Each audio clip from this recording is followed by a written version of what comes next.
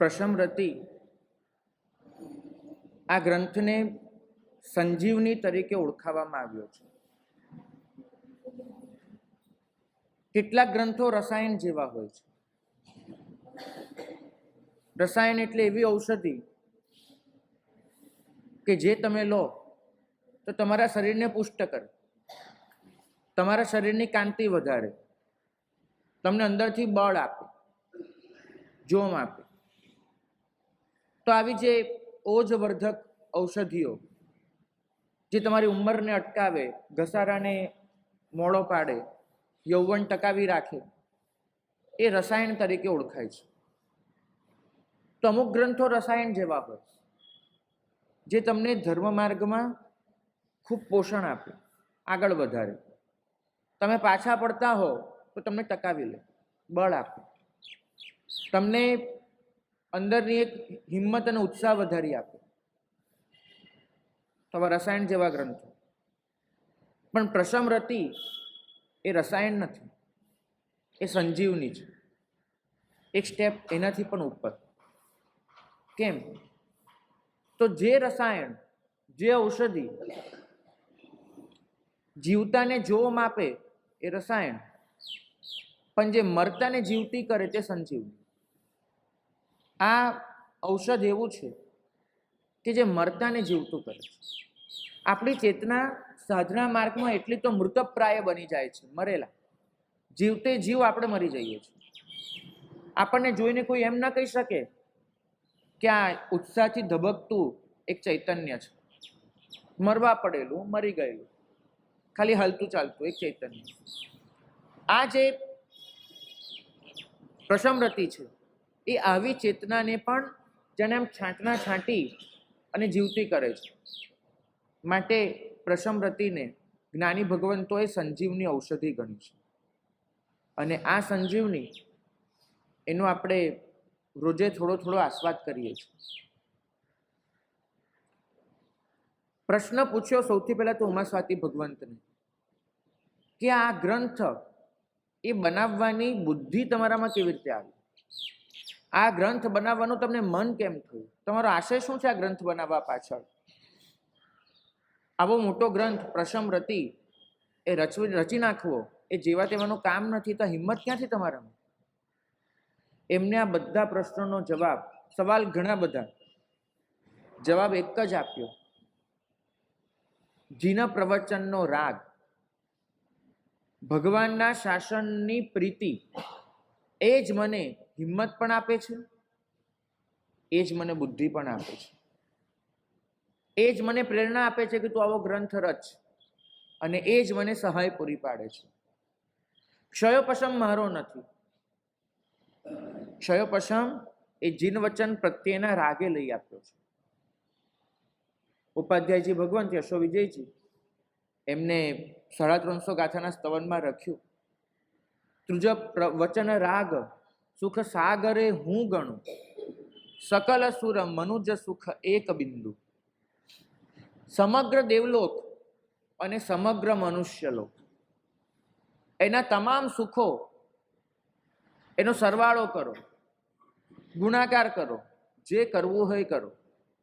અને જે જવાબ આવે છે, જવાબમાં એક જથ્થો આવે છે સુખનો, પણ એ સુખ, એ આનંદ બધા જ દેવોનો, અનુત્તર પણ આવી ગયા, તમામ વૈમાનિક આવી ગયા, જ્યોતિષ, ભવનપતિ, વ્યંતર, તમામ દેવ, તમામ મનુષ્યો, ચક્રવર્તીથી શરૂ કરીને કોમન મેન સુધીના બધા જ, આ તમામ જીવોના સુખનો સરવાળો કરો, એનો એક જથ્થો એક બાજુ મૂકો. અને એ સુખની સામે જ્યારે હું મારા હૈયામાં પડેલો જે શાસન રાગ છે, પ્રવચન માટેની પ્રીતિ છે, એને મોલવું છું, એને ત્રાજવે તોલવા બેસું છું, તો મને એ સુખ, ભગવાનનું શાસન મળ્યું એનું સુખ, આ શાસનનું સૂતક જ્ઞાન મળ્યું એનું સુખ, આવા વચનો મને મળ્યા એનો આનંદ, એ બધાની સામે પહેલો સરવાળો એ મને એક બિંદુ જેટલો લાગે છે. આ રાગ એ મારા માટે સાગર છે અને પેલું મને એક બિંદુ લાગે છે. અને ઉમાસ્વાતી ભગવંત કહે છે કે ભાઈ એ સાગરના કિનારે આપણે સૌ બેઠા છીએ. મેં સાગરમાં ડૂબકીઓ લગાડી છે. મેં સાગર, આ ક્ષીર સમુદ્ર છે, પાણી ખારા ના હોય ભાઈ. મેં સાગર એને ખોબા ભરી ભરીને પીધો છે. મેં સાગર એનું આકંઠ પાન કર્યું છે. એ સાગરે મારી તરસ છીપાવી છે.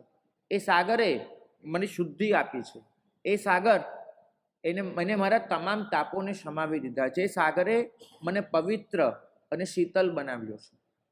એ સાગર, એના કિનારે બેસી અને હવે મને એક જ વસ્તુ થાય છે કે જે હું પામ્યો તે બધા સાથે વહેંચું, જે મને મળ્યું એ બધાને આપું.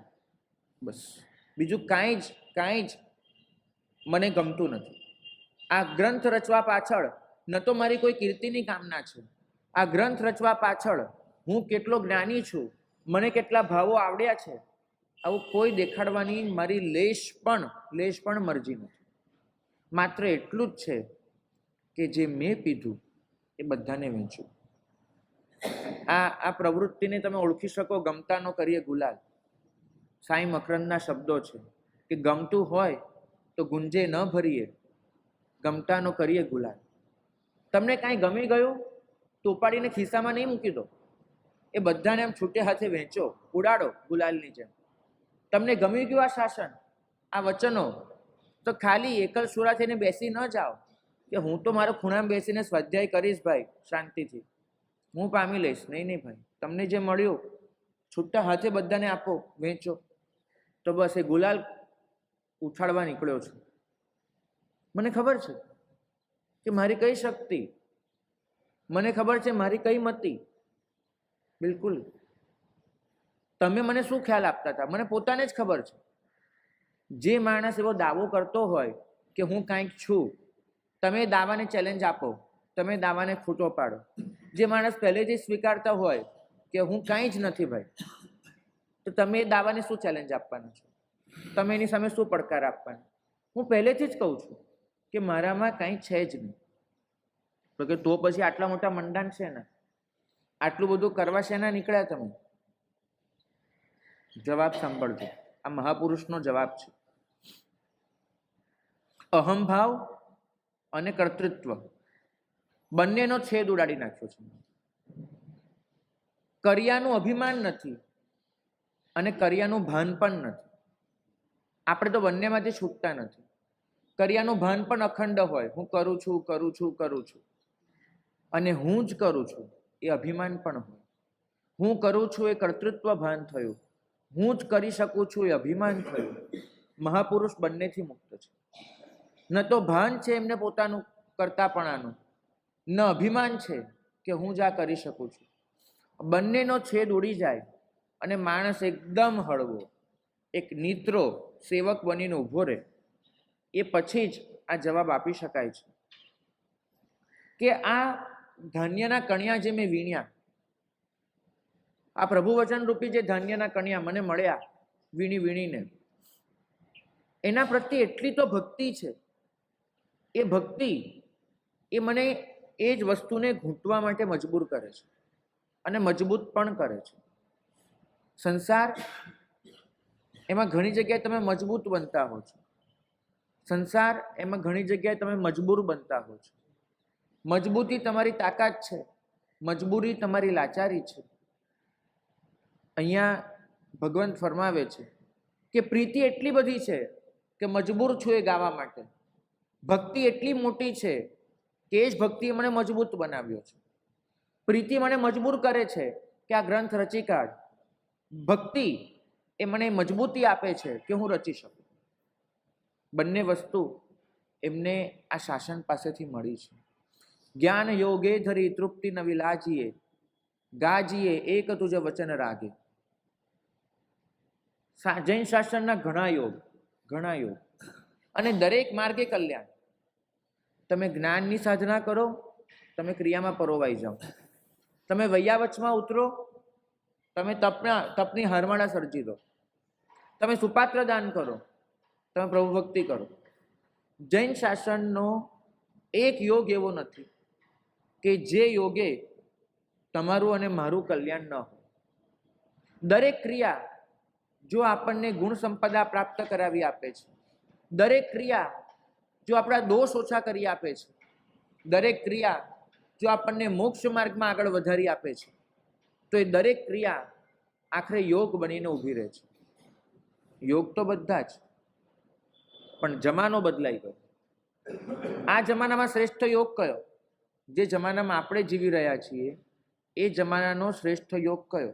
તમે કયો માનો છો? હ કયો યોગ? જીનવાની શ્રવણ. બહુ સરસ. ભાગ્યશાળી, તમારો જવાબ? પ્રભુ યોગ, પ્રભુ સાથે જોડાયેલા રહેવું. કમલેશભાઈ, તમારો જવાબ? જીનવાની શ્રવણ, સૌથી સારું યોગ. ભાગ્યશાળી, તમે રોજે બહુ શાંતિથી સાંભળો છો. તમારો યોગ તમે પાછળ ઓલા તમને કયો યોગ લાગે છે? જે યોગ આજના જમાનામાં સૌથી વધારે જરૂરી, તમે કયો માનો છો? જીનવાની શ્રવણ.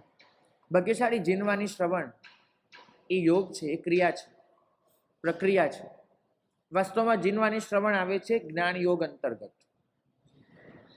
અહીંયા ફરમાવે છે કે જ્ઞાન યોગે ધરી તૃપ્તિ નવી લાજીએ. ઘણી વખત એવું બને આ સંસાર આપણને શરમમાં મૂકે કે ભાઈ તું વ્યાખ્યાનમાં રોજે આવે છે, હમણાંથી દેરાસરમાં જોયો નથી, તો પૂજા બૂજા કરતો નથી તું. એટલે આપણે કહીએ કે સવારમાં ઉઠું ને પછી એક જ વસ્તુનો ટાઈમ હોય છે, કાં તો હું પ્રવચન સાંભળું કાં પૂજા કરું.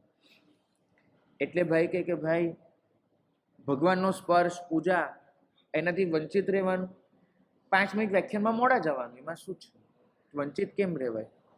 એટલે આપણને શરમ આવી જાય કે ભાઈ આ આપણે શું કર્યું, અને શરમમાં આપણે પ્રવચન છોડી અને પૂજા કરવા જઈએ. તો બને. અહીંયા ઉપાધ્યાયજી મહારાજ ફરમાવે છે કે જીવનમાં જ્ઞાન યોગની એવી તો સાધના પકડી કે બીજા યોગો છૂટી નથી ગયા, પણ વધારે લક્ષ્ય જ્ઞાન યોગ પર રહે છે. ક્રિયા અનિવાર્ય જે કરવાની છે કરવાની જ છે, અનિવાર્યપણે જે તપ કરવાનું જ છે, પણ એ બધાની વચ્ચે કેન્દ્ર રહે છે જ્ઞાન યોગ. અને જ્ઞાન યોગ એમાં જે તૃપ્તિ આવે છે, જ્ઞાન યોગ એમાં જે મસ્તી, એક નશો જાગે છે પ્રભુ વચનનો, બીજું કાંઈ સૂઝતું જ નથી. યોગ તો શું, સંસાર જ નથી સૂઝતો આખો. અને હું તો શરમ નથી અનુભવતો. જ્ઞાન યોગે ધરી તૃપ્તિ, મેં તો જ્ઞાન યોગમાં તૃપ્તિ ધરી દીધી. નવી લાજીએ, હું તો શરમ નથી અનુભવતો. શરમ એની હોય કે હું સંસારમાં રખડતો હોઉં, શરમ એની હોય કે વિષયને કશાયમાં આથડતો હોઉં, શરમ એની હોય કે પૌદ્ગલિક આકર્ષણ અનુભવતો હોઉં. અહીં તો મને આકર્ષણ છે, કબૂલ કરું છું, પ્રેમ થઈ ગયો છે મને, એની પાછળ ફર્યા કરું છું. તદ્દન આમ જાણે લપટાઈ ગયો હોય ને એવો આશક બની ગયો છું. પણ હું કોનો આશક છું એ તો જુઓ, કોને પ્રેમ કરું છું એ જુઓ. આ પ્રભુ વચન, આ શાસન. શરમ છે નહીં આમાં, બિલકુલ નહીં. કબૂલ કરવામાં મને કોઈ શરમ નથી. કેમ? તો ગાજીએ એક તુજ વચન રાગે, એક તારા વચનનો રાગ. આ વચનનો રાગ એ મને સિંહ બનાવી દે છે. જંગલનો રાજા હોઉં ને એવો અહેસાસ થાય છે. સાચું કહું છું. સંસાર તમને દીન બનાવે, શાસન તમને રાજા જેવો અહેસાસ આપે. અમારા ગુરુ ભગવાન કોઈ પણ જીવ દીક્ષા લે એને જ્યારે હિત શિક્ષા આપવાની હોય, ગુરુ ભગવાન અવશ્ય એક હિત શિક્ષા આપે કે દીક્ષાનો અર્થ સમજજો.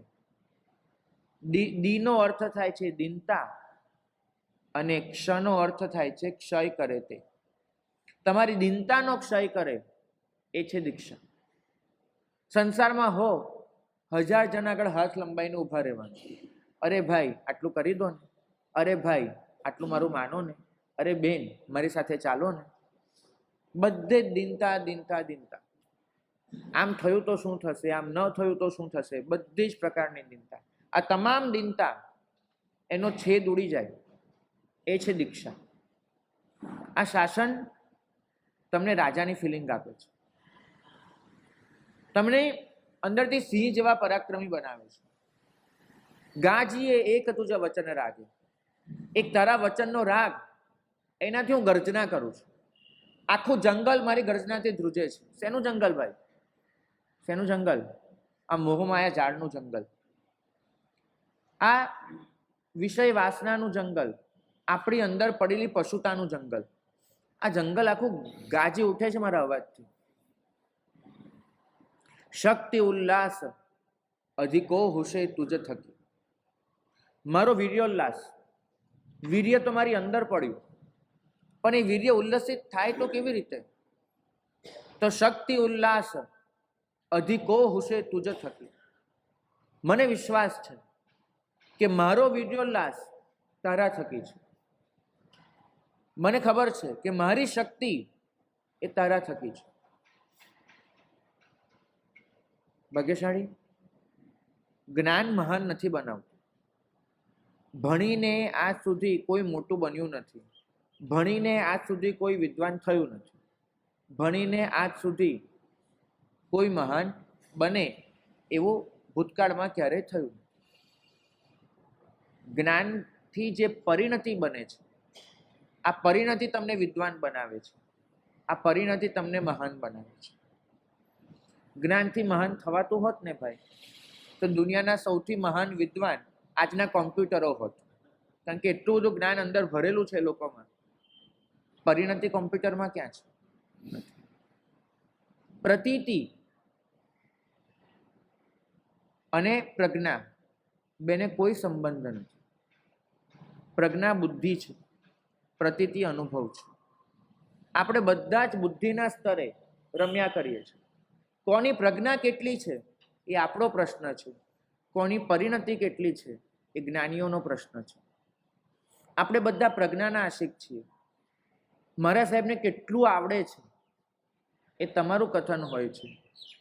મારા સાહેબ કેટલું પચાવીને બેઠા છે એ જ્ઞાની ભગવંતો જોતા હોય છે. મારા સાહેબે આટલું ભણી નાખ્યું એ તમારા માટે આનંદની ઘટના છે.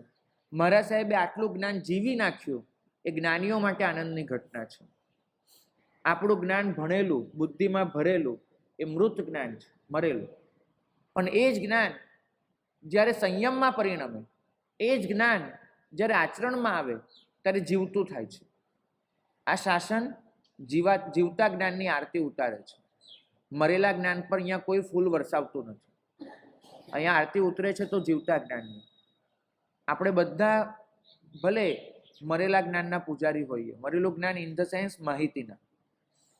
હું કેટલા પટપટ જવાબ આપી શકું છું, હું કેટલા ફટ શ્લોકો બોલી શકું છું, એની પૂજા થાય છે. પૂજા એની નથી કરવાની. પૂજા એ કરવાની છે કે મને 1200 ગાથા આવડી કે મને 12,000 આવડી, પણ એમાંની 12 ગાથા પણ મેં જીવતી કરી કે નહીં, એનો સવાલ છે. ભાગ્યશાળી અહીં તો 9 પૂર્વ ભણેલા નરક અને નિગોદમાં ગયા છે, અને ક્રોધ નહીં કરતો અને રાગ નહીં કરતો આટલા 6 અક્ષર શીખનારા મારુષ માતુષ એ મોક્ષે પધાર્યા છે. 9 પૂર્વ ભણેલો નરકે જઈ શકે, 6 અક્ષર જાણનારો મોક્ષમાં જઈ શકે.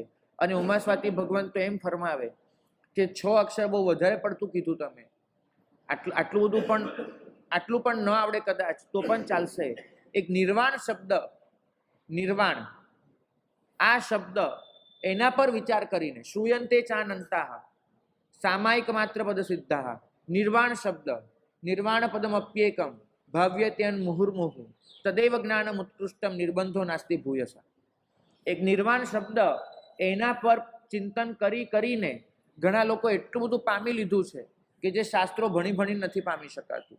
એકમાત્ર સામાયિક આ 4 અક્ષર પર વિચાર કરીને આજ સુધીમાં અનંત જીવો મોક્ષે જતા રહ્યા છે. જે લોકોને સામાયિક બસ આ શબ્દ સિવાય બીજું કોઈ જ નોલેજ નહોતું, ખાલી આ 4 અક્ષરનો અર્થ વિચારવામાં એ લોકો મોક્ષે જતા રહ્યા છે. ઊંડાણ પકડવાનું છે, ગંભીરતા સુધી પહોંચવાનું છે, વિશાળ પણ બનવાનું છે.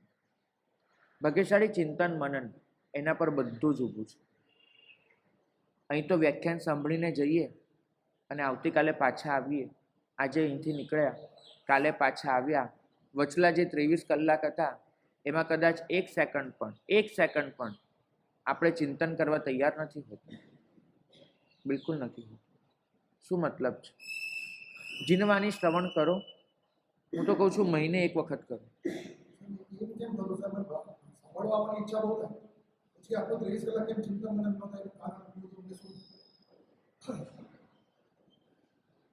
ભાઈનો જે પ્રશ્ન છે તમારા બધાનો છે તો જવાબ આપો. બધા વતી તમે પૂછ્યું છે, બરાબર? મને આવા પ્રશ્નો બહુ ગમે જે બધા વતી પૂછાય. ભાઈનો પ્રશ્ન છે કે વ્યાખ્યાન સાંભળવા આવવાનું મન થાય છે, પણ અહીંથી નીકળ્યા પછીના 23 કલાક વ્યાખ્યાનમાં જે ઝીલ્યું છે એના પર ચિંતન કરવાનું બિલકુલ મન થતું નથી. આવું કેમ? કારણ એટલું ભાઈ, આપણે બધા ચકલીના બચ્ચા છીએ. શેના બચ્ચા છીએ? ચકલીના બચ્ચા આવા જ હોય. તમે જોજો, ચકલીનું બચ્ચું માળામાં બેઠું હોય, એની માં ચકલી એ આખા ગામમાં ઉડે, ઉડીને દાણા ભેગા કરે, દાણાને ચાવી એના મોઢાનો રસ ઉમેરી એ દાણાની લુગદી બનાવે, પેસ્ટ લુગદી બનાવે, મોઢામાં ભરીને આવે. ચકલીના બચ્ચા એ પેલી ચાંચ ખોલીને બેઠા હોય, માં આવી પેલી લુગદી એના મોઢામાં ઠલવી દે. પેલા બચ્ચા એ લુગદી ઉતારી જાય, પેસ્ટ ઉતારી જાય અને પોતાનું પેટ ભરી દે. માં બચ્ચાને કહે કે બેટા હવે ક્યારેક દાણા શોધતા શીખો, જાતે ઉડવા જાઓ. તો પેલા બચ્ચાને જવું ન હોય, નહીં માં તું લાઈને ખવડાવ, અમે લેવા નહીં જઈએ, અમે ચણવા નહીં જઈએ, અમે શોધવા નહીં જઈએ, અમે મહેનત નહીં કરીએ.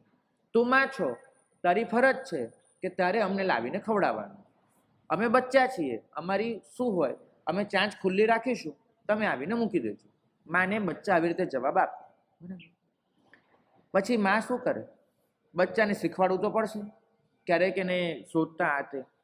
એટલે 1-2 દિવસ પેલી લુગદી ખવડાવવાનું બંધ કરે, પેસ્ટ આપવાનું બંધ કરે. ભૂખ તો લાગવાની, એટલે બચ્ચા છે એ જાતે શોધવા નીકળે અને એમ કરતા કરતા શીખે.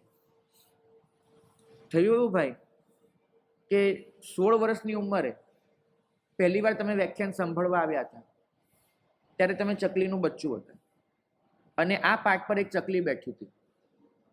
એ ચકલી એને પોતે મહેનત કરી અને શાસ્ત્રોમાં ગોતા લગાવી અને તત્વ શોધ્યું હતું. ચાવીને મતલબ ચિંતન, મનન, અનુપ્રેક્ષા બધું કરીને એ દાણા એને તમે પચાવી શકો, એમાંથી તમે શક્તિ મેળવી શકો, તમારે ચાવવું પણ ન પડે એટલી સરસ એમને પેસ્ટ બનાવી દીધી હતી. તમે મોઢાને બદલે કાન ખોલીને ઊભા રહ્યા, એમ કહેવાય આપણી ભાષામાં, કાન ખોલીને ઊભા રહ્યા અને એ જે ચકલી બેઠી હતી અહીંયા, એને તમને એ લુગદી ખવડાવી દીધું, તત્વ તમને આપી દીધું. હવે તમને સારું લાગ્યું, મહેનત વગર મળતું હતું, નિરાતે મળતું હતું, સારું લાગ્યું. અને પછી થયું એવું ભાઈ, 16ના 26 થયા, 26ના 36, 46, 56 થયા, 56ના 66 અને 76 થયા, પણ આપણે ચકલીનું બચ્ચું રહ્યા. અહીંયા નવી ચકલીઓ આવતી રહી, લુગદી કરીને આપણને આપતી રહી અને આપણે એ લુગદી ખાતા રહ્યા. આપણને ખુદને ન થયું કે ક્યારેક હું પોતે શાસ્ત્ર વાંચું, આપણને ખુદને એવું ન થયું કે ક્યારેક હું પણ મહેનત કરું કંઈક શોધવાની, કંઈક પામવાની. હમણાં તમે બોલ્યા ને એટલે મારે શબ્દ સુધારવો પડ્યો કે જીનવાણી શ્રવણ ગમે છે, જ્ઞાન યોગ નથી ગમતો. ફરક સમજજો. જો તમે ચિંતન મનન કરો તો એ મતલબ થયો કે તમે ચાવવાની પ્રોસેસ કરી, જે તમને ફાવતી જ નથી. તમારે બચ્ચા જ રહેવું છે, તમારે ચકલી બનવું જ નથી, તમારે દાણા શોધવા જવું જ નથી, તમારે ક્યાંય ઉડવું જ નથી. મતલબ તમે ચિંતન મનન નથી કરતા. તમે જે મળે છે એને શાંતિથી લઈ લો છો. મળે તો ઠીક છે. માનો કે અહીંયા 1 દિવસ ખાલી પડ્યો, કોઈ મહાત્મા નથી અને પ્રવચન નથી, તો અહીંયા જેટલા પણ બેઠા છો એટલા બધા ચોપડી ખોલીને સ્વાધ્યાય કરવાના છે. મહાત્મા હોય તો જીનવાણી શ્રવણ કરીએ, પણ મહાત્મા નથી તો જીનવાણી વગર રહી શકો એવી સ્થિતિ કેમ છે? ભાગ્યશાળી. જીનવાણી શ્રવણ જેટલું જરૂરી છે એટલું જીનવાણી ચિંતન પણ જરૂરી છે. જીનવાની મનન પણ જરૂરી છે. શ્રવણ તો સમજાયું, પછી આગળના સ્ટેપ ચિંતન મનન એ બધા જીવનમાં ક્યારે આવશે? સ્કૂલમાં 6 કલાક ભણતા હતા ને, તો કમસે કમ 2 કલાકનું હોમવર્ક લઈને પાછા આવતા હતા, અને બીજે દિવસે 2 કલાકનું હોમવર્ક કરી અને પાછા સ્કૂલે જતા હતા. અને ન હોમવર્ક જ આપણે તો એ જમાનામાં હતા, અને હું કરતાં વધારે તમે તો એ જમાનામાં હતા કે હોમવર્ક ન કર્યું હોય તો હથેળી ધરીને ઊભા રહેવાનું હતું ને ચમચમ. મેં પણ ખાધેલી છે ફૂટપટ્ટીઓ, તમે બી ખાધેલી હશે. સારું છે. મને તો અરે ભગવાન ભગવાન ભગવાન. ભાગ્યશાળી સ્કૂલમાં ભણવું કેરિયર માટે જરૂરી હતું, એ ગળે ઉતર્યું હતું. અહીંયા મહારાજ સાહેબ પાસે ભણવું કેરેક્ટર માટે જરૂરી છે, એ ગળે ઉતરતું નથી. અહીં તો અમારે તમને ખેંચવા પડે છે કે આવો આવો આવો. સ્કૂલમાં મા બાપ તમને મોકલતા હતા, અહીં તો તમને કોઈ મોકલનાર જ નથી. સીધી વાત છે. બહુ સારું, પણ એટલે ટકાવી રાખવા માટે મારે બધું જ જતું કરવું પડે છે. ગમે તેટલું હોમવર્ક આપ્યું, કરીને આવ્યા ન આવ્યા, અહીંયા સ્કૂલ ખાલી પડે, સ્ટુડન્ટ વગર એકલો શિક્ષક રહી જાય, એના કરતાં શિક્ષકને પણ પોતાની લાજ ટકાવી છે. અને અહીં તો એવું થયું છે ભાગ્યશાળી, તકલીફ એ થઈ છે કે તમારે ત્યાં સ્કૂલમાં ઊંધું હોય છે. મતલબ એક વર્ગમાં જો 100 વિદ્યાર્થી હોય અને એક વર્ગમાં 20 વિદ્યાર્થી હોય, તો તમે તમારા દીકરાને એ વર્ગમાં મૂકવાનું પસંદ કરો છો જેમાં માત્ર 20 વિદ્યાર્થી છે, કેમ કે વિદ્યાર્થી પર શિક્ષક વધારે ધ્યાન આપશે. જેટલા ઓછા વિદ્યાર્થી હશે એટલું શિક્ષક વધારે ધ્યાન આપશે. અમારે ત્યાં બધું જ ઊંધું છે. સ્ટુડન્ટ જેટલા વધારે એટલી અમારી કિંમત વધારે, કે મારા સાહેબ પાસે સ્ટુડન્ટ કેટલા આવે છે તેમનું વ્યાખ્યાન જોરદાર કહેવાય. ઓછા સ્ટુડન્ટ આવે એ વ્યાખ્યાન થોડું નબળું કહેવાય. એટલે અમારે તો સ્ટુડન્ટની એક સંખ્યા પણ મેન્ટેન કરવાની, એટલે પછી એ માટે થઈ અને બધું જ જતું કરવું પડે. સ્ટુડન્ટ ઓછા થઈ ગયા તો પછી એમ કહેવાશે કે મારા સાહેબના વ્યાખ્યાનમાં કોઈ દમ નહોતો. એટલે અમારે તો બધું જ જોવાનું, ટકાવી રાખીએ. તો ભાગ્યશાળી પ્રશ્ન એ છે કે હોમવર્ક શું છે તમારું? કાંઈ નથી. પરિણામ એ આવે છે કે પાડા પર વરસાદ થાય છે. રૂઢિપ્રયોગ ખરાબ છે, તમને હું એ રૂઢિપ્રયોગ સાથે જોડતો નથી, પણ પરિસ્થિતિ સાથે જોડું છું કે વરસાદ ગમે તેટલો પડે, પાડો કોરો ધાકો. વરસાદ ગમે તેટલો પડે, પાડો ભીંજાય નહીં, પાડો પલળે નહીં. અહીંથી ગમે તેટલો વરસાદ વરસે, તમે જો પલળશો નહીં, અંદર કશું ઉતરશે નહીં, તો કોઈ મતલબ નથી. મને ખબર છે, ધારો કે અહીંયા ખેતર છે, આ જમીન, અને આ ખેતર પર તમે જોશભેર પાણી વેવડાવી દો, એનાથી બીજ અંકુરિત નહીં થાય. તમે બીજ અંદર દાટેલા છે અને જોશભેર પાણી વેવડાવી દો છો, તો એનાથી બીજ અંકુરિત નહીં થાય. તમારે એટલા પાણીને બદલે ભલે આટલું જ પાણી, પણ ટીપું ટીપું ટીપું જમીનમાં નાખવું પડે. એ ટીપું ટીપું પાણી એ બીજને અંકુરિત કરે, કેમ કે અંદર ઉતરે છે. ભાગ્યશાળી આપણે તો એ ઝડપે આ પાણીને વેવડાવતા રહીએ છીએ, એ ઝડપે કે પેલું ટીપું અંદર ઉતરીને પચે એવી કોઈ દરકાર જ નથી થતી. અહીં તો હમણાં જ એક સંઘ વિનંતી કરવા આવ્યો હતો કે મને સાહેબ માત્ર 2 દિવસ તો 2 દિવસ માટે પધારી જાઓ. મેં કીધું કેમ? તો કે ફલાણા ભગવંત એ આ તારીખ સુધી છે, 2 દિવસ પછી બીજા મારા સાહેબ આવવાના છે. અમારા સંઘમાં 2 દિવસ પ્રવચનો બંધ રહે, વચ્ચે ખાડો પડે, એ અમને ગમતું નથી, પોસાતું નથી. એ ભાઈને કીધું ભાઈ તમને ઓલા ભગવાન 15 દિવસ પ્રવચન આપીને જવાના છે, કમસે કમ 2 દિવસ તમને ચિંતન માટે નહીં જોઈએ? હું તો એમ તમને પૂછું છું કે એલા મારા સાહેબ જે 15 દિવસ કહીને જવાના છે, એના માટે 2 દિવસ તમને નહીં જોઈએ? જે બીજા ભગવંત આવવાના છે એ માટે એ તમને કંઈક આપી શકે, તમે સમજી શકો, એના માટે જમીન ખેડવા પણ 2 દિવસ ખાલી ન જોઈએ? કોઈ ખેડૂત પણ 360 દિવસ બીજ વાવતો નથી, એ વચ્ચે થોડા દિવસ જમીન ખેડવાના રાખે છે. તમે તો ભાઈ જમીનની કોઈ ખેડની જ નથી કરતા. બીજ વાવે વાવે વાવે, ઉગશે ક્યારે? જમીન ખેડશો નહીં તો. થોડું ખાલીપો પણ રાખો. અમારા પ્રદ્યુમ્ન સુરી મહારાજ એ કાયમ કહેતા હતા કે પહેલાના શ્રાવકો આટલું એટલે પામી શકતા હતા કેમ કે મહિને 5 તિથિ જ પ્રવચન થતા, 5 જ પ્રવચન. બાકીનો સમય શ્રાવકો સાથે બેસીને સ્વાધ્યાય કરે, કે મારા સાહેબે જે પ્રવચન આપ્યું એનું આપણે પારાયણ કરીએ, સ્વાધ્યાય કરીએ. અમદાવાદ વિદ્યાશાળા ત્યાં રોજનો નિયમ, સવારનું પ્રવચન થાય 9 થી 10નું, અને બપોરે 3 થી 4, જમાનામાં 8ની જેટલી ભાગદોડ નહોતી, તો શ્રાવકો 3 થી 4 આવતા હતા. 4 વાગ્યા પછી પાછી દુકાનો ખુલે. તો 3 થી 4 શ્રાવકો ભેગા બેસી અને સવારે પ્રવચનમાં મહારાજ સાહેબે જે પદાર્થો ફરમાવ્યા હોય એના પર ચિંતન મનન કરે, સ્વાધ્યાય કરે સાથે બેસીને. કોઈકને આ પદાર્થ યાદ રહ્યો, કોઈકને આ પદાર્થ યાદ રહ્યો. 3 થી 4 સ્વાધ્યાય કરવા માટે શ્રાવકો ભેગા થાય, સામાયિક લઈને બેસે, પાઘડી બંધા શ્રાવકો. સરેરાશ 1200ની થતી હતી અમદાવાદ વિદ્યાશાળામાં. 1200 શ્રાવક આવી રીતે બપોરે સ્વાધ્યાય કરવા ભેગા મળે. પ્રવચનની સંખ્યા તેનાથી વધારે જ હોવાની. તો મારે તમને પૂછવું છે કે તમારી પાસે આજના દિવસમાં માત્ર 10 મિનિટનો ટાઈમ એવો નીકળવાનો છે કે આજના 1 કલાકમાં તમે જે સાંભળ્યું એના પર 10 મિનિટ તમે કંઈ યાદ કરવાનો પ્રયત્ન કરો કે મારા સાહેબે શું શીખવાડ્યું, શું કીધું. થોડુંક હોમવર્ક કરજો તો તમે જે સાંભળ્યું છે એનો લાભ ઉઠાવી શકશો. ભાગ્યશાળી પ્રસમરતિ રસતી વખતે ભગવંત એક જ વસ્તુ પર ફરમાવે છે. એમને પોતાના જીવનમાં જે અનુભવ કર્યો છે એ સ્પષ્ટ લખી નાખે છે કે ભક્તિ શક્તિ આપે છે, પ્રેમ પ્રતિભા અર્પે છે. ભક્તિથી શક્તિ આવે છે, પ્રેમથી પ્રતિભા જાગે છે. જો આ ગ્રંથ રચવાની મારામાં શક્તિ હોય, જો આ ગ્રંથ રચી શકું એવી મારામાં પ્રતિભા જાગી હોય, તો એનું એકમાત્ર કારણ છે જીન વચન પ્રત્યેની ભક્તિ અને જીન વચન માટેની પ્રીતિ. એમના હૈયાની આ સરળતા છે કે આટલો નમ્રાથી નમ્ર સ્વીકાર જાહેરમાં કરે છે, સ્વયં પૂર્વધર હોવા છતાં. કારણ કે આ જે શબ્દો બોલાઈ રહ્યા છે એ હૃદયમાંથી આવે છે. આપણા શબ્દો બે હોય, કાં તો મનમાંથી આવે કાં હૈયાથી આવે. મનમાંથી ઉગે એમાં ગણતરી હોય, હૃદયમાંથી જે ઉઠે એમાં કવિતા હોય. ગણતરીના શબ્દો ત્રાજવું લઈને ચાલે, કવિતાના શબ્દો મુક્તપણે વહેવામાં માને. આપણું જીવન એટલું ગણતરીનું થઈ ગયું છે. કોઈ પ્રિયજનને મળીએ ને તો એ ઘડિયાળમાં જોઈએ છે કે 7 મિનિટથી ઊભો છું, હવે નીકળવાનો ટાઈમ થયો. જેની જોડે આપણે હૈયું જોડીને બેઠા છીએ એ પ્રિયજન સાથે વાત કરતી વખતે પણ આપણી નજર તો ઘડિયાળ પર હોય છે. હા, વિટમણા છે. ગણતરીનું જીવન થઈ ગયું છે.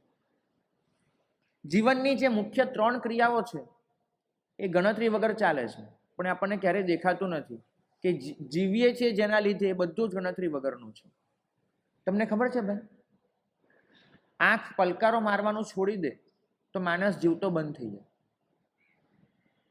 નાક શ્વાસ લેવાનું છોડી દે તો માણસ જીવતો બંધ થઈ જાય. હૃદય ધબકવાનું છોડી દે તો માણસ જીવતો બંધ થઈ જાય. અને આ ત્રણેયના આંકડા તમારી પાસે નથી એની હું ખાતરી આપું છું. તમારી આંખ એક દિવસમાં કેટલા પલકારા મારે છે ગણતરી કોઈની પણ પાસે નથી. તમારું નાક એક દિવસમાં કેટલી વાર શ્વાસ લે છે ગણતરી કોઈની પાસે. તમારું હૃદય એક દિવસમાં કેટલી વાર ધબકે છે ગણતરી કોઈની પાસે. એટલે ભાઈ ધબકવાનું ગણતરી વગરનું છે, શ્વાસ ગણતરી વગરનો છે, પલકારા ગણતરી વગરના છે. જીવન કેનું ગણતરી વાળું કરી નાખ્યું. જેના વગર જીવવાનું શક્ય નહોતું એ બધું જ ગણતરી વગરનું. અને આ જીવન ગણતરી વાળું નહીં ચાલે. બુદ્ધિ હંમેશા ગણતરી કરે, દેખાડામાં માને છે. તમે અહીંયા આવો ને અને જો હું બુદ્ધિથી વ્યાખ્યાન વાંચતો હોઉં તો મારો એક જ સિદ્ધાંત રહે, મારે એવી રીતે તત્વ રજૂ કરવું છે, એવી રીતે વાત મૂકવી છે કે તમે બધા પ્રભાવિત થઈ જાઓ, તમે બધા અંજાઈ જાઓ, તમે બધા સંમોહિત થઈ જાઓ. તો બુદ્ધિ કોઈને આકર્ષિત કરવામાં માને છે, બુદ્ધિ કોઈને પ્રભાવિત કરવામાં માને છે, બુદ્ધિ કોઈને સંમોહિત કરવામાં માને છે. આ બધા બુદ્ધિના ખેલ છે. બોલાય ગમે તે, પાછળ આ બધું ચાલતું. અને એની સામે જ્યારે હૈયું બોલે છે, હૈયું નિર્દંભ હોય છે, સરળ હોય છે. હૈયામાં તમને આકર્ષિત કરવાનો, તમને પ્રભાવિત કરવાનો, તમને સંમોહિત કરવાનો બિલકુલ ખ્યાલ નથી હોતો. હૈયું તો માત્ર એટલું ઈચ્છે છે કે હું જે પામ્યો બધા સાથે વહેંચું. અરે ચલ ભાઈ આવી જા, છે એક રોટલી, અડધી અડધી ખાઈ લઈશું, આવી જા. આ હૈયાનું કામ છે. બુદ્ધિ એ વિચારશે કે આને અડધી રોટલી આપવા જેવી ખરી કે નહીં, આપીને શું મળવાનું, આ નહીં આપવું તો મારું પેટ ભરાશે, એટલું ભૂખ્યા રહીને જે સામે થઈ રહ્યું છે એ લાભ કેટલો, લેવા જેવો ખરો કે નહીં. તો બુદ્ધિ અડધી રોટલી આપતા પહેલા 1000 વિચાર કરશે, લાભ હાનિ, વાણિયાના દીકરા બનશો. અને જ્યારે તમારું હૈયું કોઈને અડધી રોટલી માટે નિમંત્રણ આપશે ને, ત્યારે એક જ વિચાર હશે કે એ ખાશે પેટ મારું ભરાશે, એના મોઢામાં જશે ધરાઈશ હું.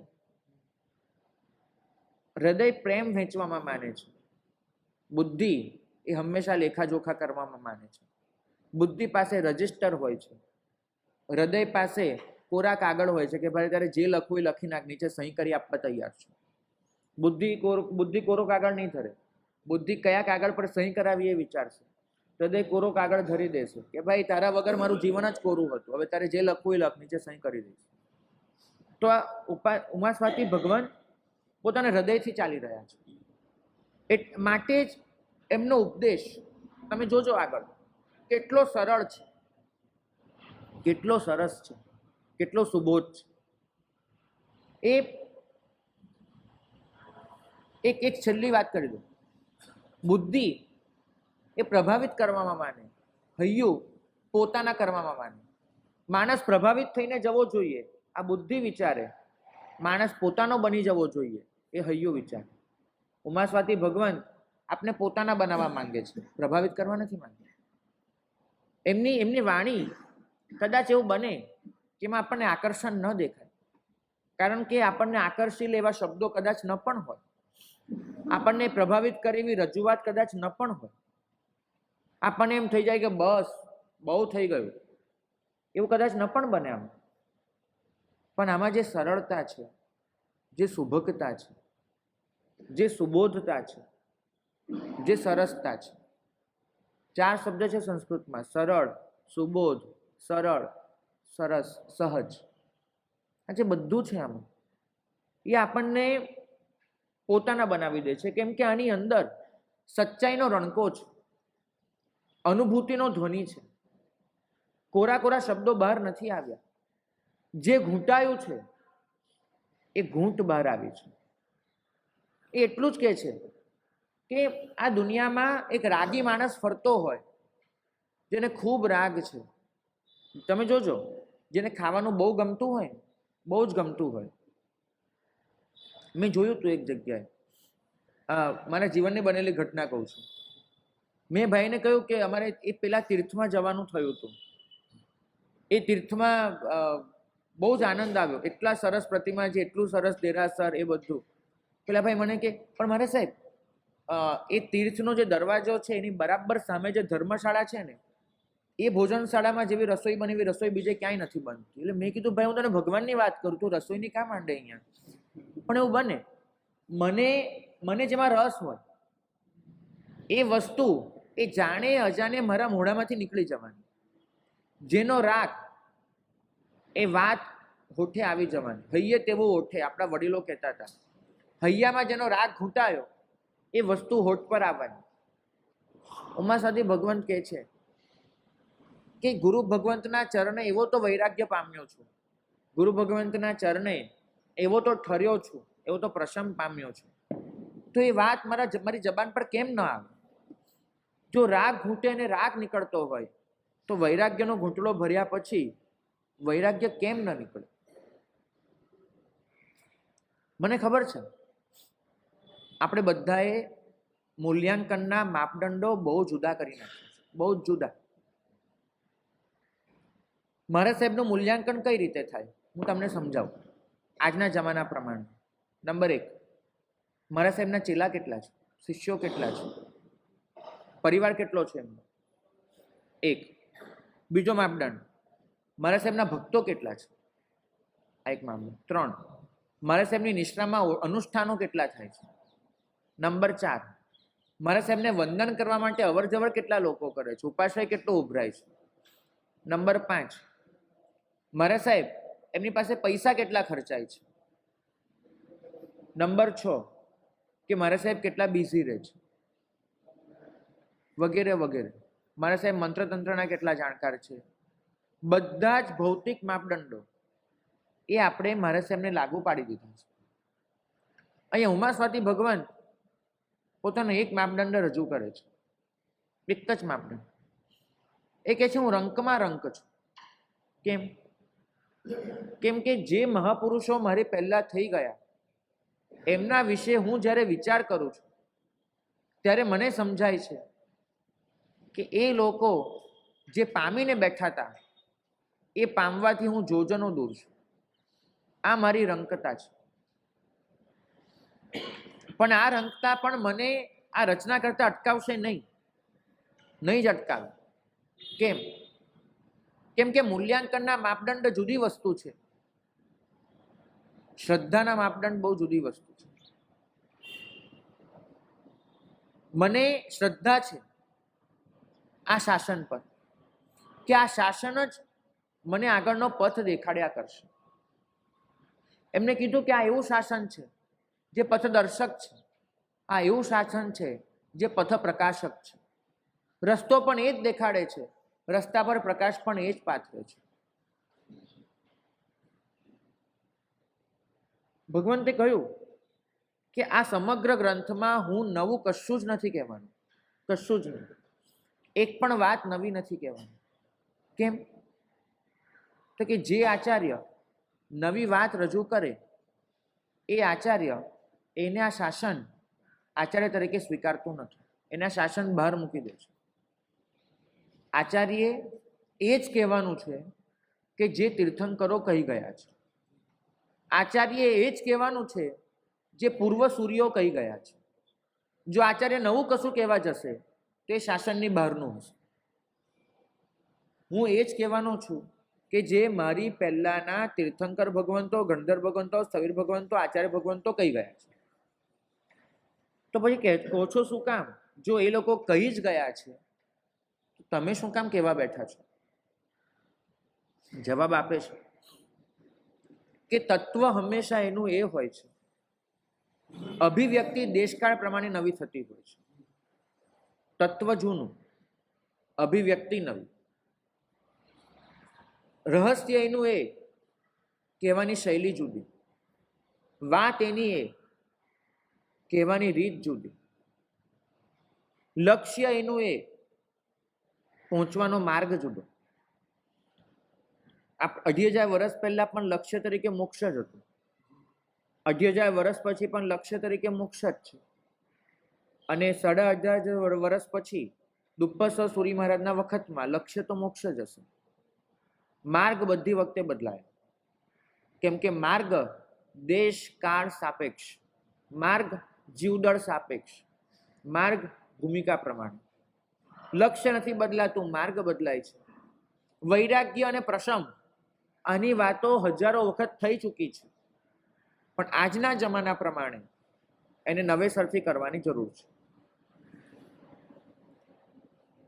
આપણે બધા હંમેશા મારા સાહેબ પાસે કંઈક નવું માંગતા હોઈએ છીએ. કદાચ આજનું આ જ વ્યાખ્યાન, આ જ ટોપિક, આ જ મુદ્દા હું આવતીકાલે ફરીથી વાંચું તો તમે શું કહેશો મને? કે મારા સાહેબ આ તો સાંભળેલું છે, આ તો એનું એ જ કહે છે. રસ પડશે? નહીં પડે. ઘૂંટશો? અરે રવા દો, રવા દો. બકેશાળી તમે બહુ સહજતાથી કહી દો છો કે મારા સાહેબ પાસે કોઈ નવો પદાર્થ નહોતો. સારા શબ્દોમાં, પદાર્થ શબ્દ શીખી ગયા હો તો સારા શબ્દોમાં હતો કે મારા સાહેબ પાસે કોઈ નવો પદાર્થ નહોતો. હશે કદાચ આપણા બધાનું એટલું લેવલ ન હોય એટલે મારા સાહેબ એવું ન કીધું હોય, પણ આમ વ્યાખ્યાનમાં એટલું ઊંડું ચિંતન નહોતું રજૂ થયું. સારા શબ્દોમાં પણ આપણે એ વાતને બોલી દઈશું. અને કદાચ આજનું જ વ્યાખ્યાન, આ જ વ્યાખ્યાન હું સળંગ 3 દિવસ વાંચ્યું ને, કાલે પણ વાંચ્યું, તો કાલે તો તમે આવી ગયા હો એટલે સહન કરી લો. પરમ દિવસે કદાચ એમ કરીને આવી જાઓ કે કદાચ આજે રિપીટ નહીં થાય, પણ આજનું જ વ્યાખ્યાન જો હું 3જી વખત વાંચું, સોગંદ ખાઈને કહું છું 4થે દિવસે તમે નહીં આવો કે ભાઈ આ તો પહેલાથી સાંભળ્યું હતું, 2 વખત સાંભળ્યું, 3 વખત, હવે શું? આ આપણી સ્થિતિ છે. આપણને નવું જોઈએ છે.